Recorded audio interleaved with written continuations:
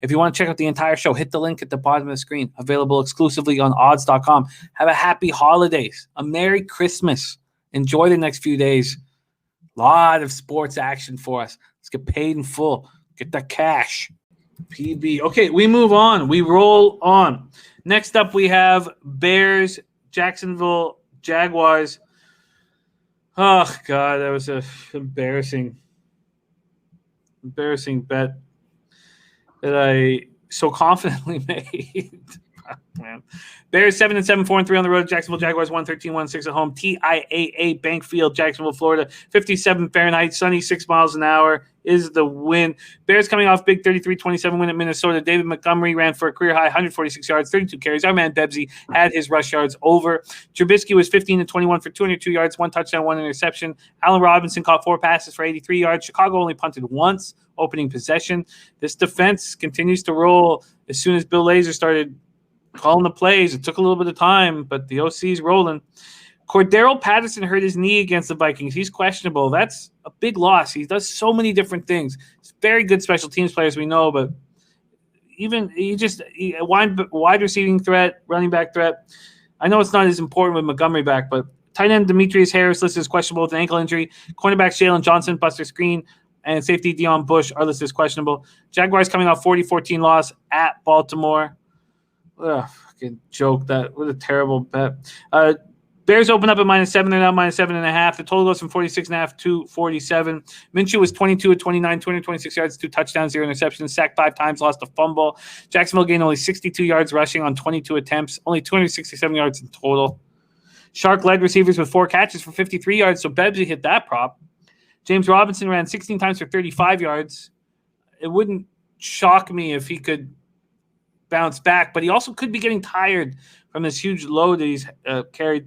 Rookie and then, ball. Yeah, but it's what a time to hit it. He's been awesome. Logan Cook out with an illness. I talked about it on Sunday, how nervous I was about it. Aldrick Rosas was forced to handle all the kicking duties. He got off a 53-yard boot on a free kick, but his first punt traveled 30 yards, and he mishandled the snap in the fourth quarter. Just terrible, terrible capping by me on the Jaguars. Bebsy, Bears, Jaguars, take it away. Look, this is a real trash game as far as I'm concerned. I agree with you. I think the loss of Cordero Patterson is not a loss that'll make headlines, but it's important in Chicago.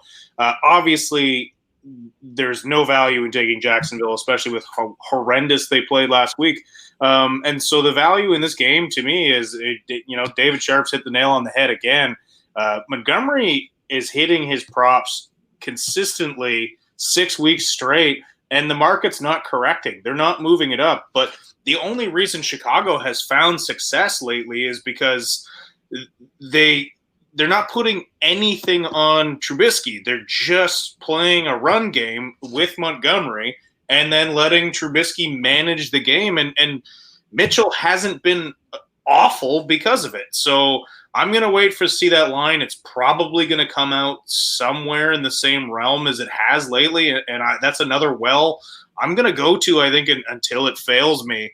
And, yeah, so I'll be looking at that Montgomery prop when it comes out, but I can't back the Bears in anything, and, Jesus, after Jacksonville's abysmal performance this weekend, you can't get on them. But, yeah, the Bears have been decent as of late. They're playing complementary football.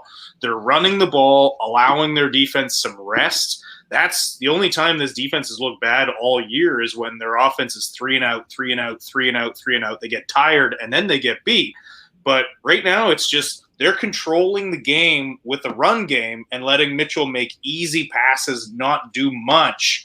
And then their defense can ball out because they actually hit the field, fresh. If they don't sign a punter, then they need to be faded again because it will cost them more points. Logan Cook's on the reserve COVID list, so he's not playing this week. He was put on it yesterday. So Logan Cook's got COVID. I need to look. If they sign a punter, then I can. But if they don't, also James Robinson hurt his ankle in that last game. The cornerback Sidney Jones questionable. Colin Johnson questionable, the hamstring injury. I think I think this team is falling apart. So for me, if they don't sign a punter, I'm going to take the Bears. I can punt. Well, I'll throw your name in the hat. Let's move to Giants Ravens. That's next up on the card. Ravens open up at minus 12.5. Now they're minus 11. This is crazy. This is way too high.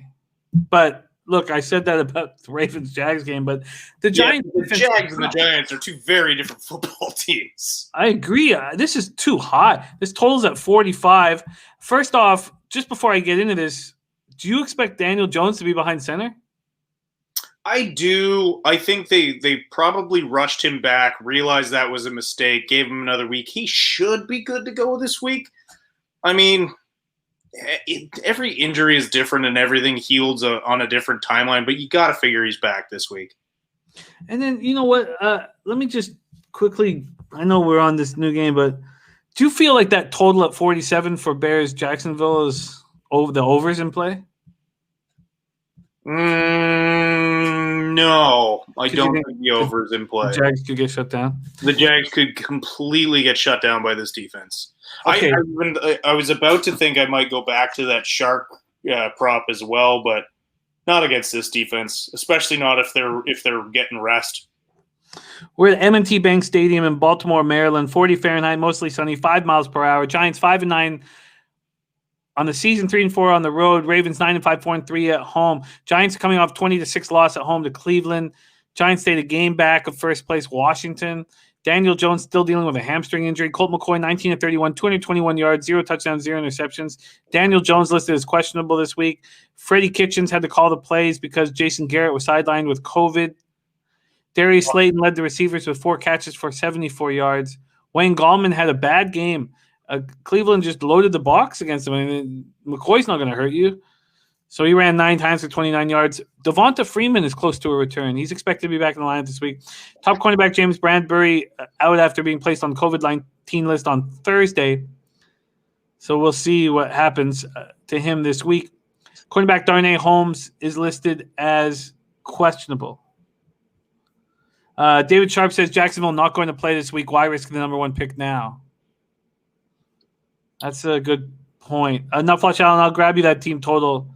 But I'll look on FanDuel for it. But that's a really good point. Ravens coming off 40-14 home beatdown of the Jags. They've won 3 straight following a 3-game losing streak.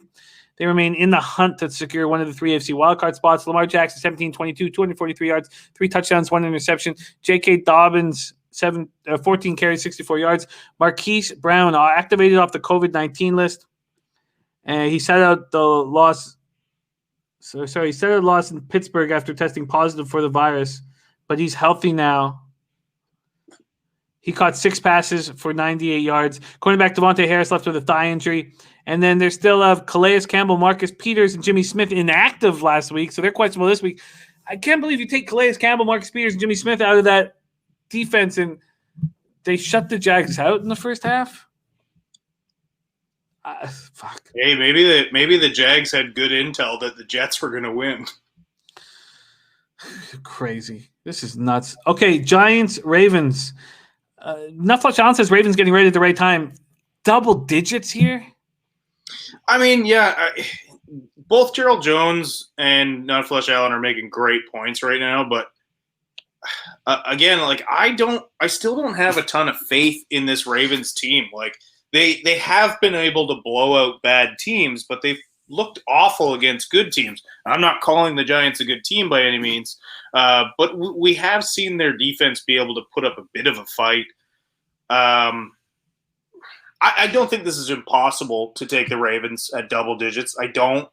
Now, Flush Allen's right. The Ravens are getting right at the right time, but how much stock can you put into them beating up on a Jags team? Like I can't get too excited about that. So I don't know. There's no play for me in this. If somebody sees it clearly and wants to jump on it, great. I'm certainly not going to back the Giants, but I also don't have a ton of faith to back the Ravens at double digits. I'm seeing 11s on the board here. I wonder if I mean, if I gave you a free $500 bet, I know the Chiefs are huge favorites, but to take the Bills to win the AFC or the Ravens to win the AFC, who would you take? I would take the Bills. I just think the Bills are a better balanced team. I think they have a pass attack. The Ravens still don't have a pass attack. Okay, I'm not going to make a move on this game. Are you interested in making any kind of move? And what do you think of that total of 45? Again, the Giants just don't put up a ton of points. So I think free play under, but not a lot of confidence in that. Not something that excites me enough to bet on, that's for sure. All right, let's move on to Falcons Chiefs. Falcons Chiefs here. I have a feeling that Le'Veon Bell is going to show out on Sunday. I think he's going to have a big game. Really?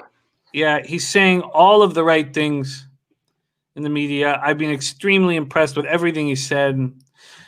Now we have Clyde Edwards-Helaire hurt, listed as doubtful. The fact that he called Clyde Edwards-Helaire before he would join the team because he said this is your team. That I thought was a classy move from Le'Veon Bell. The things he's saying about Mahomes, it just feels like this is a vet.